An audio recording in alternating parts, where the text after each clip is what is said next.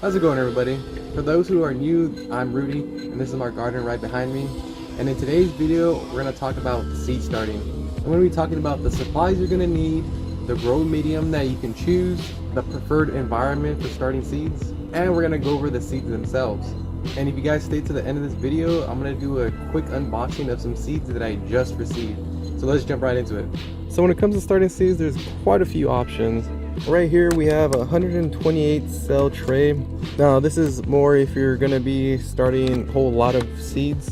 I wouldn't recommend this for new gardeners, and that's because these small cells here are quite small. It only holds that much medium, which I would probably say is maybe 2 to 3 ounces.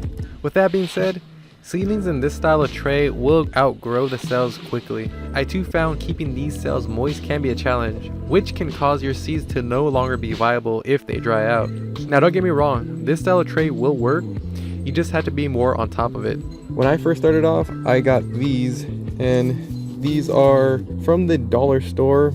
I think they hold about 8 ounces or so. Fairly large, it's not too big, but I feel like this is a good pot to start with.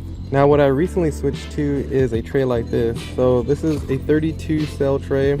They come in individual pots, and these are from Bootstrap Farmers. These hold about, I would say, 8 to 10 ounces of soil, but these are definitely heavy duty as compared to these dollar store ones. So these are much flimsy and thinner. You can tell by squeezing them, you can see how much they bend. These are much thicker plastic and it'll last you way longer. Now, I definitely wouldn't get too hung up on this because there's 101 different varieties to choose from. Here's another set that I bought from the dollar store. These work just as well as any of these other systems. And if you don't even want to go out and buy anything, you can even get yourself like yogurt containers. Drill some holes in the bottom because you're going to want to have some type of drainage. If not, your seedlings might rot in here because there would be no water basically to drain out, and they would just be sitting in that water for too long. Drilling a hole in something like this will definitely work. If you are going to start some seeds, I would recommend bottom watering. This just makes it much easier. Concept is to add water here to the bottom, and you'll see here there is holes. You'll have all these cells basically sitting in water, and with soil, wicking action happens, and the soil will actually absorb the water like a sponge and eventually water the entire pot with your seeds or seedlings already in. So bottom watering is definitely something that I would recommend. Now, one last supply to consider are plant tags. So these ones are made out of plastic. I also got them from the dollar store. These last quite long, and I use permanent marker. They will eventually fade with the sun. I've had some of these for like 3 years now. When I reuse these, I basically just keep them in a cup of rubbing alcohol overnight, and I'll get a cloth and just rub them off, and it'll be completely clean. So having tags, obviously, to identify what seeds you have is gonna save you a headache in the end, because you're gonna want to know what you're planting to be able to plant it in an optimal location. Now, this isn't 100% necessary for seasoned gardeners, but for someone just starting off, they might not be able to tell the difference between, say, a lettuce and a tomato seedling. The optimal planting location for these two are different. A tomato wants direct sun for 6 to 8 hours, while a lettuce only needs 4 to 5. But if a lettuce is planted in place of a tomato, it can be susceptible to drying out if it receives too much sun. So knowing the plant and the environment it needs is key to success. Now for the grow medium. So what I like to use and what I tend to use for my entire garden, combination of compost, cocoa coir, and perlite. Now you can see here, this is my compost pile. It is quite chunky, as you can see. There's a few different large particles in here, and starting seeds in this directly wouldn't be optimal because of these larger chunks.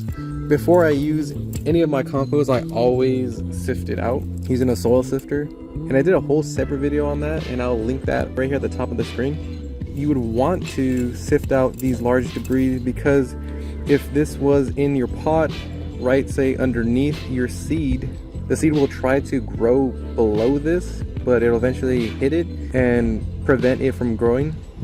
And I do the same thing for my cocoa coir and perlite. So this here is perlite. Now as for the ratios, I do a 1/3 ratio of each. So for example, I'll take a scoop like this. This will be my measuring cup. So I'll take one of these for each of the 3. Then 1/3 of my perlite. And do the same to the cocoa core. Now this is a brick of cocoa core that needs to be rehydrated. As you can see here, I'm just adding it to a bucket of water, and eventually it'll absorb all the water and eventually break down to a much finer consistency. And after you mix the 3, you'll end up with something like this. I just want to emphasize that this example, I used a scoop as my measuring cup, but you can also go a little bit larger if you're going to make more of this seed starting mix. So you can even substitute a scoop for a 5-gallon bucket, where in which you would use 5 gallons of each of the 3 products to make a much larger batch. This will definitely allow the seed to germinate, hold the moisture, and then eventually grow deeper into the soil without any restrictions. You definitely don't need to make your soil medium. You can obviously buy a seed starting mix, but regardless, I would recommend sifting it out, because I've bought seed starting mix before and there tends to be some large debris depending on what brand you get. But regardless, sifting it out will remove that potential of having large debris that could affect the germination and growth of your plant. Now let's talk about the environment for seed starting. Seeds need constant moisture to germinate. The water is what penetrates the seed shell and ignites the growth process. Most seeds don't need light to germinate. However, having them in light won't negatively affect them. I think this is a more natural process since you are mimicking what happens to these seeds in nature. Now for most seed starting mixes, the main ingredient is cocoa core or peat moss. These two are what hold onto moisture but can easily dry out, especially in the hottest parts of the day. So giving your seeds some shade to prevent this is key.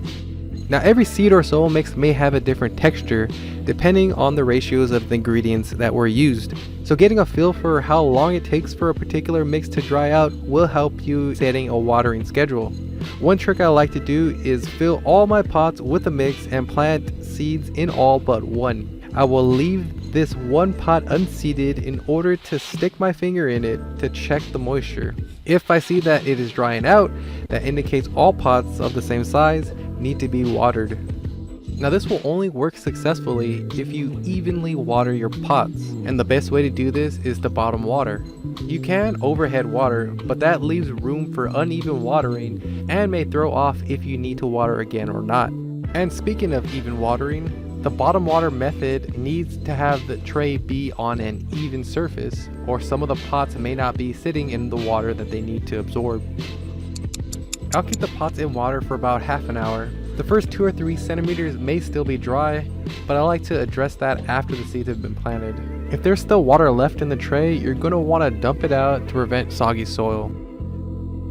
So now let's talk about seeds. I'm going to go over what we're going to plant today. First, we're going to be planting some catnip, some pumpkins. These are some sunflowers. It was a free pack that came with a most recent order that I put in. Here's some Lakota squash. And then another variety of sunflower. This is a sun gold tall. See here, it's like a fuzzy variety. And so with whatever you're going to plant, always read the back. If it's a really good seed bank, they're going to provide you a lot of information. Now these seeds, all these seeds here are from Botanical Interest, and I just got these in not too long ago.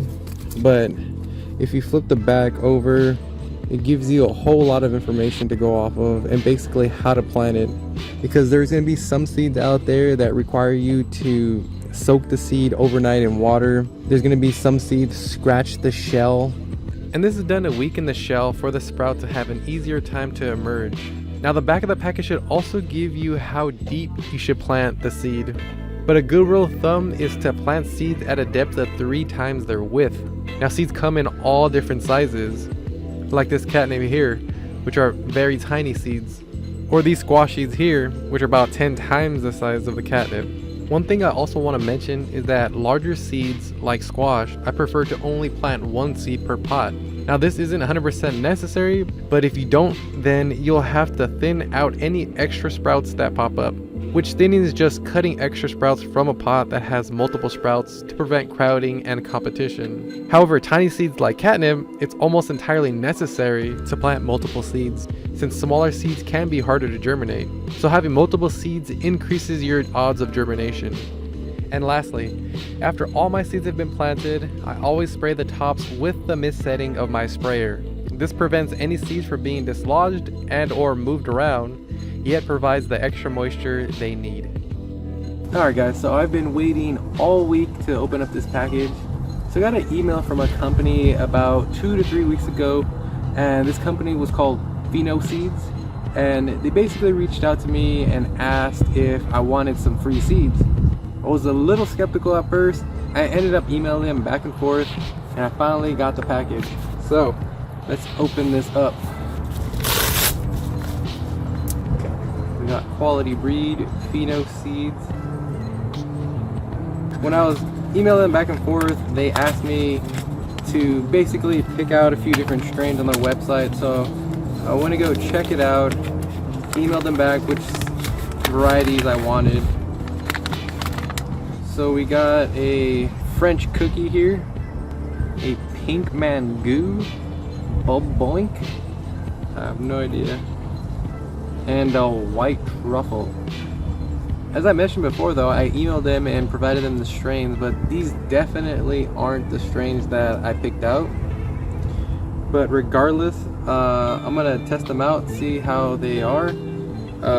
Not sure if these are feminized seeds, not sure if these are autoflowers, because these are completely different variety than what I actually selected. Not sure what to think about that. Hey, they were free seeds. Definitely gonna plant these and see how they come out. Kind of disappointed, to be quite honest with you. I was actually looking forward to the varieties that I selected. But anyways, that ends today's video. I hope you guys all enjoyed it. I hope that you learned something from it, and I hope this helps you start your seeds. And if you did like this video, don't forget to hit that like button right down below. Definitely help out the channel. And if you want to stay up to date with all my videos, don't forget to also hit the subscribe icon right below me so you guys can be notified each time I put out a new video. And you can check out any of my other content to the side of me. Click on any of these links and they will take you to a corresponding video. And as always, you won't get a harvest if you don't sow seeds.